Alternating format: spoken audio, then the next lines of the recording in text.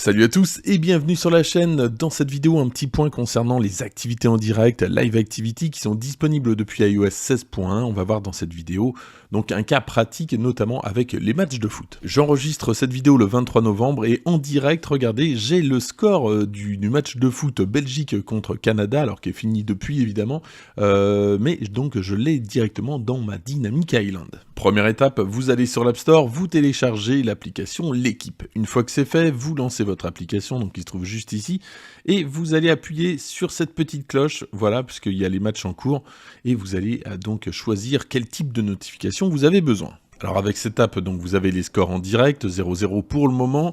Vous avez ensuite donc la possibilité d'activer les notifications pour certaines équipes. Alors ici c'est Belgique ou Canada, évidemment. Moi je vais choisir activité en direct. Alors faut que je me connecte, donc je vais passer par un compte Apple. Une fois que c'est fait, donc dans ma Dynamic Island, il faut bien que ça serve, j'ai les scores des équipes, et si je clique dessus, ça me renvoie directement dans l'application de l'équipe. Dans mon cas, pour avoir la demande d'affichage sur l'écran de verrouillage, donc les autorisations, j'ai dû redémarrer mon téléphone, donc il est possible qu'également vous ayez besoin de redémarrer le téléphone pour avoir cette demande d'autorisation, sinon ça ne va pas fonctionner. Et donc lorsque je suis sur mon écran de verrouillage, voilà, j'ai mes scores qui s'affichent, donc là toujours 0-0. Et voilà, c'est pas plus compliqué que ça. Alors objectivement, n'hésitez pas d'ailleurs à me dire dans les commentaires ce que vous en pensez, si vous avez déjà testé le service, est-ce que ça fonctionne bien. Moi j'ai quand même eu quelques problèmes d'actualisation et malheureusement c'est ce qu'on demande, que ça soit actualisé parfaitement, ça n'a pas été le cas.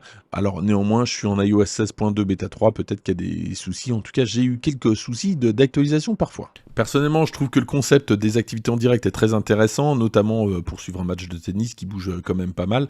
On a également pas mal d'applications qui sont compatibles, des applications qui concernent la météo notamment, ou Carrot Weaver.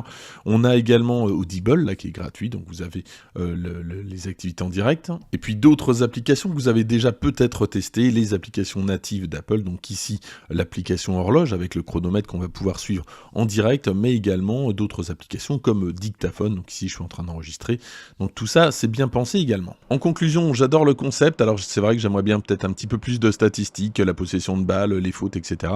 Ça viendra peut-être à l'avenir. Dans les commentaires, n'hésitez surtout pas à me dire ce que vous en pensez si vous avez déjà testé le service. En attendant, n'hésitez pas à liker cette vidéo, à la partager, à vous abonner, et moi je vous dis à très bientôt pour d'autres vidéos.